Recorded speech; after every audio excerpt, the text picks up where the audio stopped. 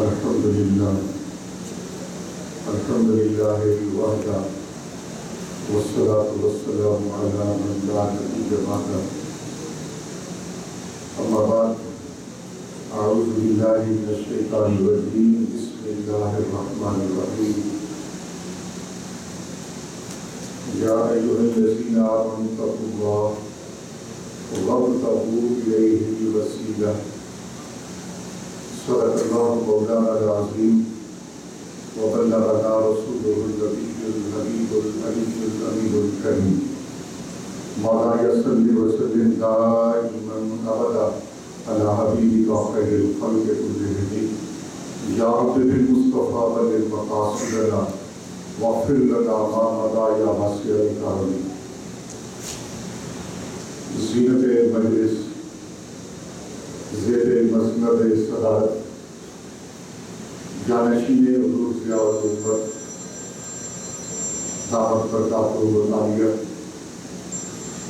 ضیاء الامت foundation USA کے صدر جناب سید منیر حسین صاحب، مفتی عبدالرحمان قمر صاحب، حضرت علامہ بشیر احمد سیالی صاحب، برادر گرامی حضرت علامہ رضا الدین صدیقی، احباب گرامی، آج اس شخصیت کو خراج عقیدت پیش کرنے کے لیے 18ویں سالانہ کانفرنس انعقاد پذیر ہے. آپ کی خوبصورت زندگی کے کئی پہلو ہیں کہ آپ قرآن کریم کے مفسر بھی ہیں، آپ سیرت نگار بھی ہیں، آپ ایک بہت بڑی خانقاہ کے سجادہ نشین بھی ہیں. لیکن میں جس پہلو کی طرف آج توجہ مبذول کرانا چاہتا ہوں وہ صرف ایک پہلو لوں گا کہ وہ شیخ طریقت کیسے تھے. مجھے اچھی طرح یاد ہے کہ مجھے کچھ عرصہ حضور ضیاء الامت کے اس مرکزی ادارہ دارالعلوم محمدیہ غوثیہ میں ذہن تلمس طے کرنے کا شرف حاصل ہوا. وہاں سے پھر میں چلتا چلتا دورہ حدیث شریف کے لیے جامعہ امجدیہ کراچی پہنچا. پہلے دن شیخ الحدیث حضرت علامہ عبد المصطفیٰ الازہری رحمۃ اللہ علیہ تعارف ہوا. کہاں پڑھتے رہے ہو؟ میں نے کہا کہ دیرہ شریف میں. تو فوراً حضور ضیاء الامت کا نام لیا. ان کی شخصیت کیسی ہے؟ مجھے دیرہ شریف کے شب و روز یاد آ رہے تھے. میری آنکھوں سے آنسو جاری ہو گئے اور حضور ضیاء الامت کی محبتیں یاد آنا شروع ہوئی. کہنے لگے یہ کیسا آدمی ہے، ہمارے یہاں شاگرد چند دن آئیں جتنا ہمارے قریب ہوتا ہے اتنے کو دور ہو جاتا ہے، لیکن یہ محمد کرم شاہ کیسا آدمی ہے جو اس کے جتنا قریب ہوتا ہے وہ اس کے اتنا ہی زیادہ قریب تر ہوتا چلا جاتا ہے. اور یہ حضور ضیاء الامت رضی اللہ تعالیٰ عنہ کا فیضان تھا. اور حضرت ضیاء الامت کے اندر حیثیت شیخ اعلیٰ حضرت امام اہل سنت نے جو شیخ طریقت کے لیے شرطیں لگائی ہیں بڑی مشکل ہے. امام احمد رضا فاضل بریلوی نے جو شیخ بننے کے لیے شرطیں لگائی ہیں ان میں پہلی شرط تو یہ کہ وہ صحیح العقیدہ ہو.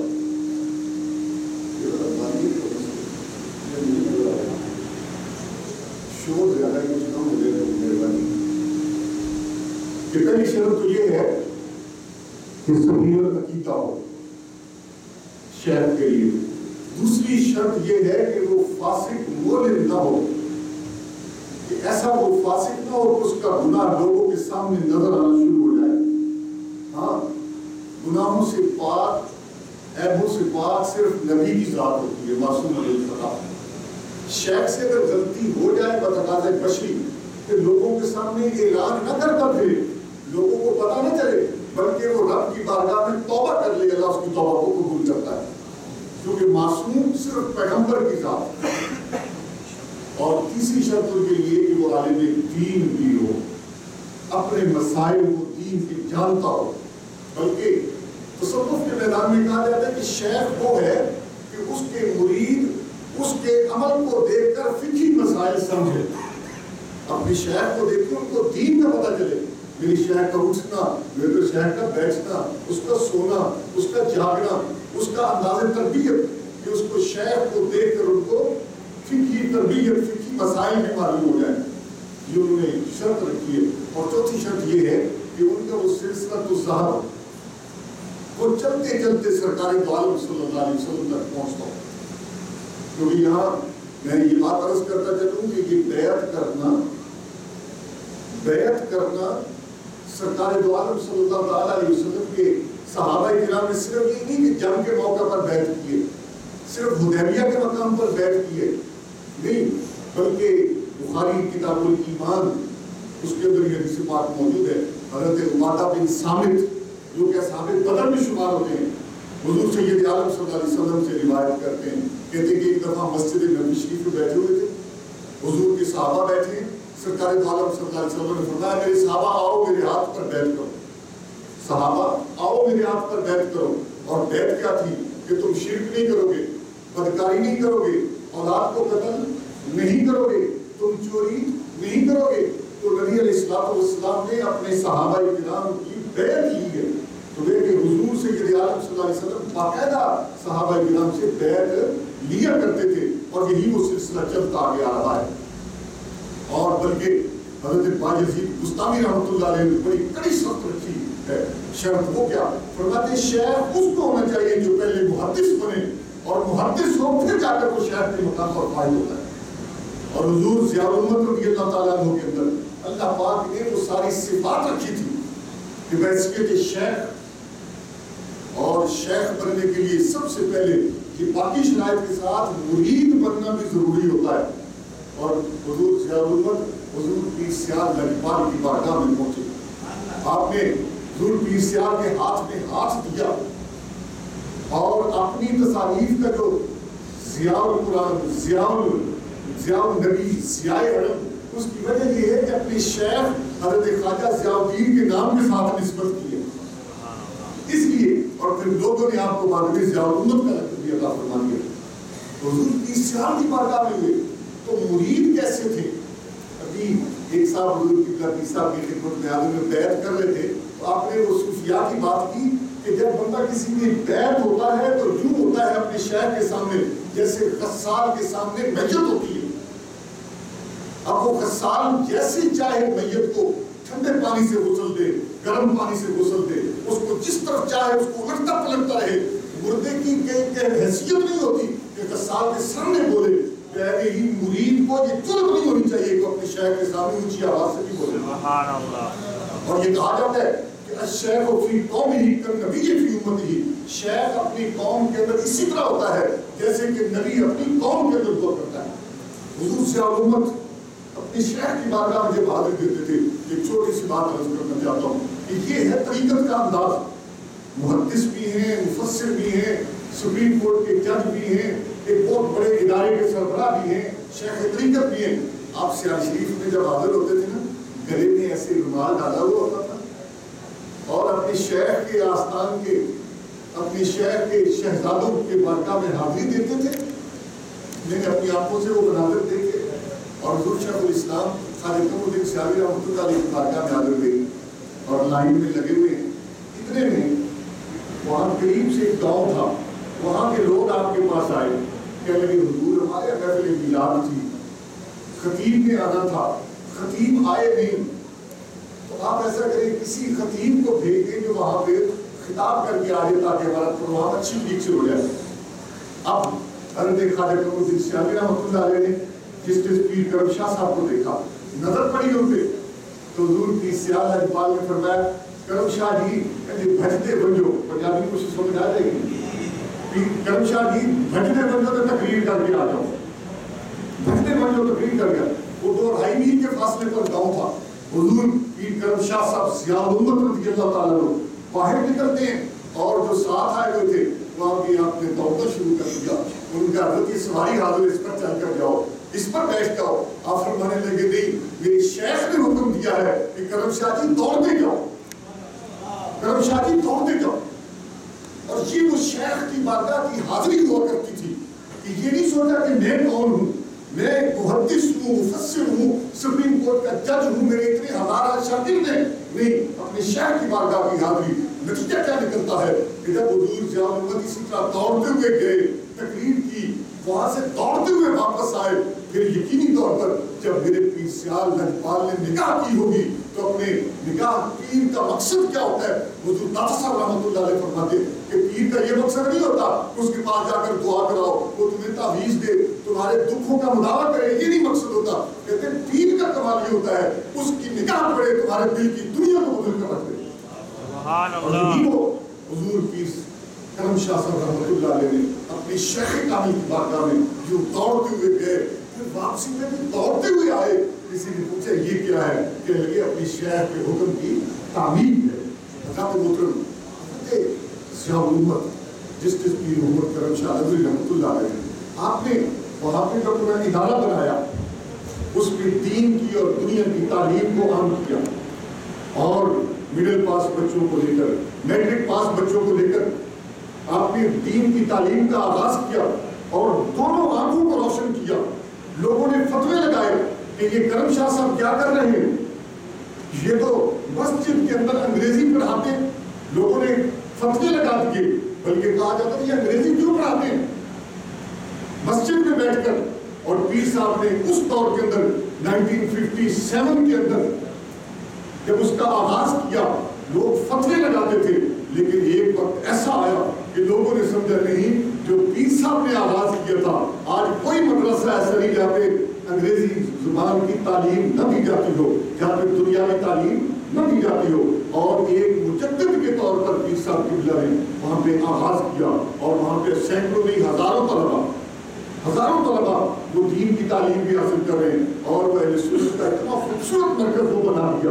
ایک چھوٹے سے کمرے سے اس کا آغاز کیا، لیکن کس انداز کے اندر لوگ ملک سے باہر جاتے ہیں دین کی تبلیغ کے لیے، اشاعت کے لیے، اچھے کام ہیں، لیکن کرم شاہ صاحب کی ذات اقدس وہ ہے کہ انہوں نے ڈھیرا کی مٹی میں بیٹھ کر قرآنی علوم کا وہ فیضان جاری کیا کہ 20 سال تک آپ ڈھیرا کی مٹی سے اتنی محبت کی، دین کی تعلیم دی کہ آپ باہر نہیں نکلے، بلکہ فرمایا کرتے تھے کہ میں تو اسی طرح بیٹھا ہوں یہاں پہ جیسے مرغی اپنے انڈوں کے اوپر بیٹھ جاتی ہے، جب تک بچے نہیں نکلتے ان کی حفاظت کرتی ہے، فرمایا جب تک میں علماء کی کھیت تیار نہیں کر دوں گا میں ڈھیرا کی مٹی سے باہر قدم نہیں رکھوں گا۔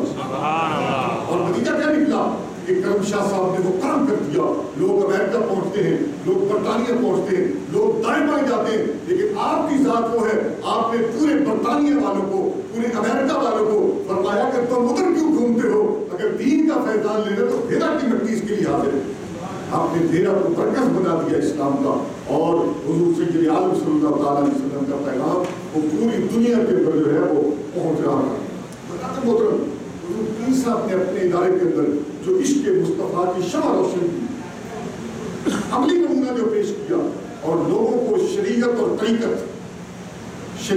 طریقت دونوں کا درس دیا، اور دنیا والوں کو بتایا کہ شریعت کیا ہوتی ہے، طریقت کیا ہوتی ہے۔